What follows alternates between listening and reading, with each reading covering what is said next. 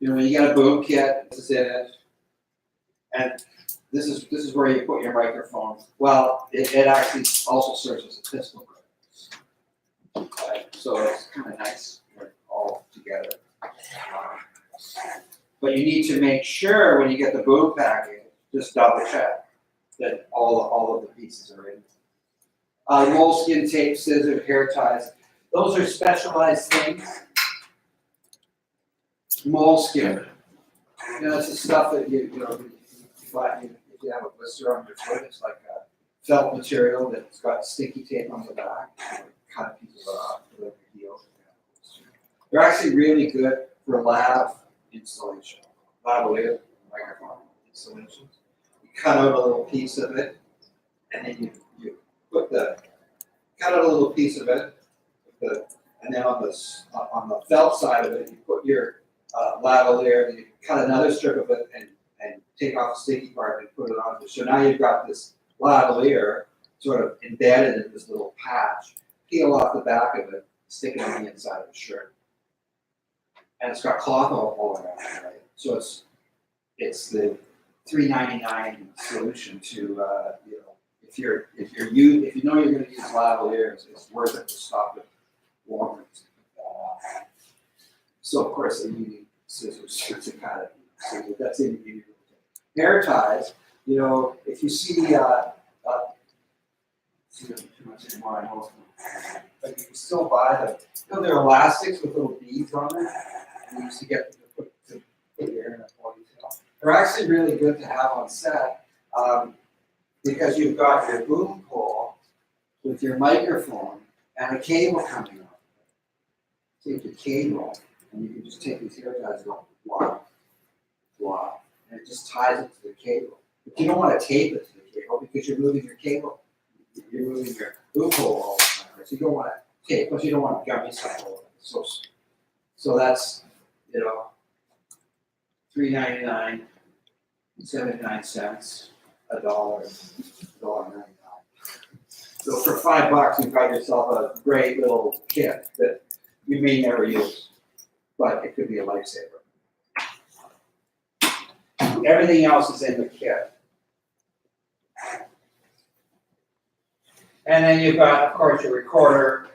This is sort of the history of recorders, which are all obsolete now, except the portable HD recorders, which is what we're going to use. Microphones we've already talked about. Okay. Yeah, we've already talked about that. Okay. Microphone techniques. Okay, so now we're on set. How can we record? I've identified 6 different techniques. It's probably, if you did this a lot, you would probably be able to think of more. Techniques, ways to record on set. And I'm going to go through each of them separately. Okay? Shotgun overhead with a boom. 99% of the time, this is what you're going to be doing.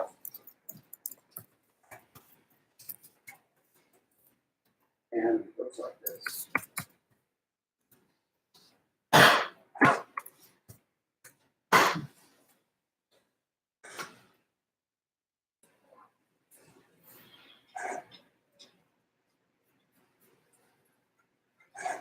Normally I would be putting on the mount and then putting it right on.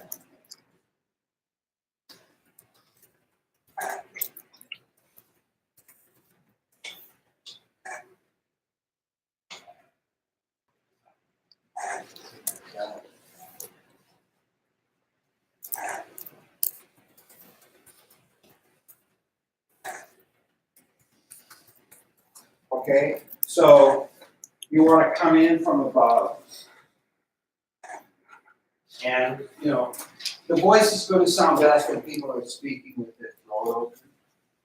Right? So this encourages them to lift their head up. And you're going to get the best quality recording.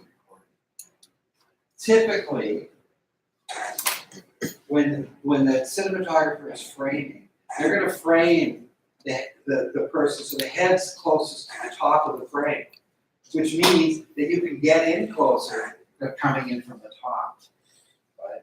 Because the bottom is usually, if you have the frame here, instead of from the bottom, you're already that far away. So grooming from above. I might have a slide for this, but I'll just, because I'm thinking about it right now, I'll just explain. How do you make sure you're in frame? You start like this. So the cinematographer's over there. I'm going to record here. You know your main goal is to get the best sound. So what are you going to do? You're going to get the full cinematographer. So what I would do is this. Am I in the frame? Yes. Okay. But I don't know that, right? And so if you've got an experienced cinematographer, they're going to be expecting you to do this, right? Because you want to be there. And am I in the frame? Am I in the frame? Am I in the frame? No. Okay, at that point, right, and I would probably want to not do it like that. I probably want to do it up and down. Keep my arms like this.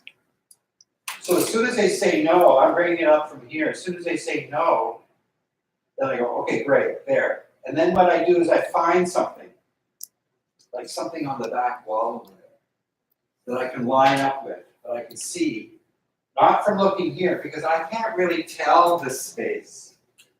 I can't really tell what's going on because I'm not seeing the frame. So I line up my boom pole with something that's way over there. I go, okay, I know that I can never drop my boom pole below that spot, right? And then you go on to the boom shadow, which is, if there's lighting, can you see the boom shadow? Now it's sort of the cinematographer's responsibility to make sure there's no boom in the shot and to make sure there's no boom shadow in the spot in the shot. It's kind of the cinematographer's responsibility. They're the ones that are seeing it, right? But if they let a shot go, and later on they see the microphone in the shot or a boom shadow in the shot,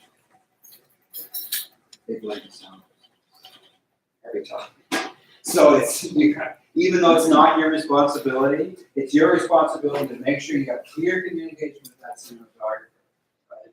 I need to know where the frame is. I need to know where the shadow is. Sometimes there's shadows that from this angle, I can't see the shadow. I can't even see the shadow because it's coming from over there, and the shadows are, maybe over here, and I'm not even seeing it. But you need to be aware of this. Anyway,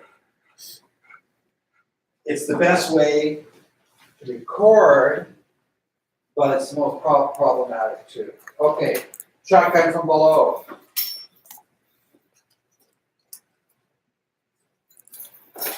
And it's something to consider when, if they're sitting. So you can come in underneath, right? And for angled shots, if you're shooting up with something, you usually need to move from below, right? Because then there's lots of space above them, and you don't have any space there, so you come in from below. You're closer to the things that are happening on the floor, so you have to be careful, particularly if you're shuffling the feet. Plant the mic on set. Right? If you take a lavalier, just plant it right on set.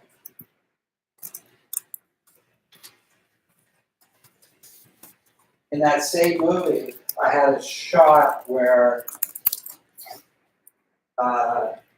later on in the film, same two people are meeting, and they're going into a sushi restaurant, and they're going to have another conversation. It's very common. So here's the film shot. Started on the street. They're walking and talking. The photographer is shooting, right?